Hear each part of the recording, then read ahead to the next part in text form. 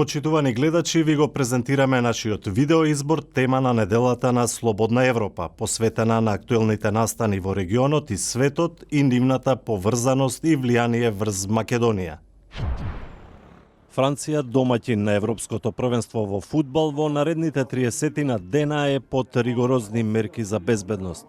Домаќините преземаат се што е во нивна моќ за да им ја гарантираат безбедноста на посетителите, бидејќи неколку западни разузнавачки служби испратија предупредувања дека стадионите, фан-зоните и јавниот транспорт се можни цели на терористите.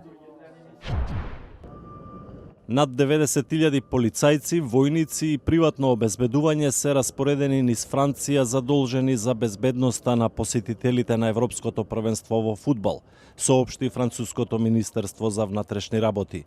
Во Франција се уште е во сила вонредната состојба воведена по терористичките напади во Париз во ноември, кога беа убиени 130 луѓе. На Европското првенство, кое трае еден месец, се очекуваат над 2,5 милиони посетители на 10 стадиони каде што ќе се играат надпреварите. Ке има и фан зони во поголемите градови, што е дополнителен безбедносен ризик, бидејќи се проценува дека низ нив ќе поминат околу 8 милиони луѓе. Имаше предлози да ги нема овие фан зони, но организаторите сметаат дека тоа е безсмислено. Но во и околу нив ќе има ригорозен безбедносен протокол. On a fait le choix avec les 10 villes qui accueillent l'Euro 2016 de maintenir ces fan zones parce que ça va permettre de Решивме во 10 градови домаќини на Евро 2016 да има фан зони, бидејќи навивачите ќе бидат на едно место.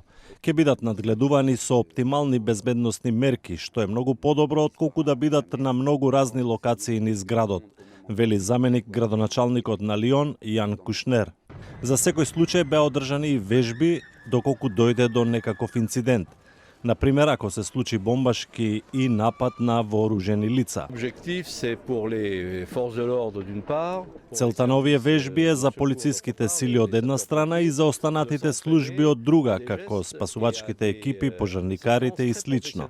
Не сакаме да правиме спектакли или да демонстрираме нешто, туку да ги координираме акциите на тимовите доколку биде потребно, вели Мишел Делпуе, представник на регионалните власти во Лион. Дека засилените мерки за безбедност во Франција не се случајни, потврдува и Патрик Калвар, првиот човек на француската разузнавачка агенција. Тој оцени дека Франција е под закана и оти милитанти на исламската држава планираат нови напади, поставување експлозив на места каде што има многу народ. Калвар оцени дека милитантите на исламската држава ја користеле мигрантската рута низ Балканот за да стигнат во Европа. Шефот за безбедност на Европското првенство во Франција, Зиад Хури, вели дека станува збор за најголема безбедносна акција на јавниот и приватниот сектор во Франција, но оти заканите се општи, како за секоја демократска земја. На влезовите на стадионите и внатре и околу нив, француските безбедносни служби применуваат нови протоколи со цел се да помине во најдобар ред. Инаку Соединетите држави деновиве упатија предупредување дека ова лето се можни терористички напади во Европа, а оти веројатна цел е и Европското првенство во фудбал во Франција. Сепак, францускиот претседател Франсуа Оланд изјави дека Франција ги презела сите неопходни мерки за безбедноста и сигурноста на сите посетители. Ова треба да биде европски спортски фестивал, фестивал за луѓето, а ние тоа ќе го овозможиме, изјави Оланд.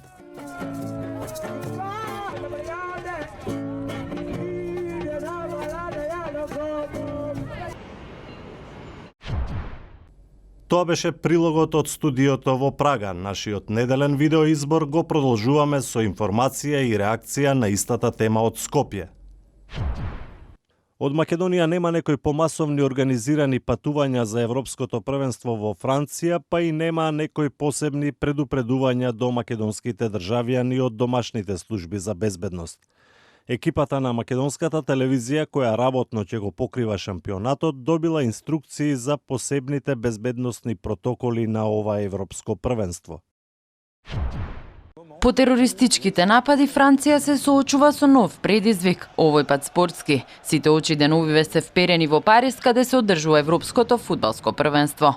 Македонија, како и во минатото, па така и сега, не успеа да обезбеди пласман, но македонците, како и сите останати фанови на фудбалот, надпреварите ќе ги проследат покрај телевизорите, низ кафулињата во земјата. Но коментаторот Златко Галински надпреварите ќе ги следи одблизу. Вели убаво е да се биде дел од тој спектакл и според него безбедносните ризици со кои се соочува земјата делумно ќе влијаат, бидејќи некои земји како Соединетите Американски држави препорачуваа да не се патува во Франција, но духот на Европското првенство, како што истакнува тој, нема да биде загрозен и преземени се зголемени безбедносни мерки.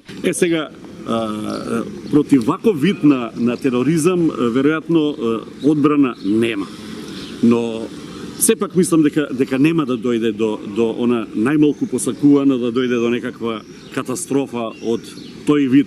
Тоа би било за мене крај на убавината на човечкото живење. Веќе никаде нема човек да биде безбеден, ниту во театар, ниту на стадион, ниту на некој плоштад, бидејќи знаеме на што се подготвени поединци.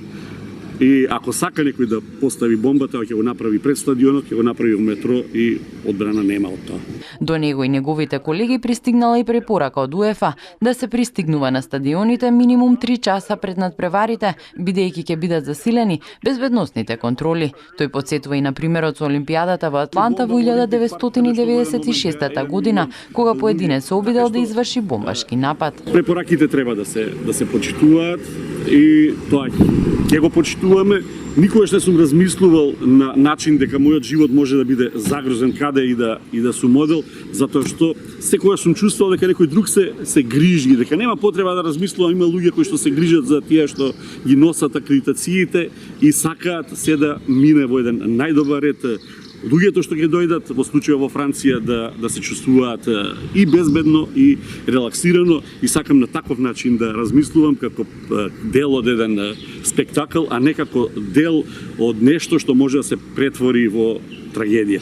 Значи не се плашите во вашата безбедност? Воопшто. И не носам оружје. Од ФФМ велат дека безбедносните ризици секако ќе влијаат и се надеваат дека преземените мерки ќе бидат доволни, бидејќи состојбата во Франција не е наивна. Од организацијата велат и дека се отворени за препораки и инструкции за сите граѓани кои ќе присуствуваат на Европското првенство, на кое ќе биде и нивна делегација.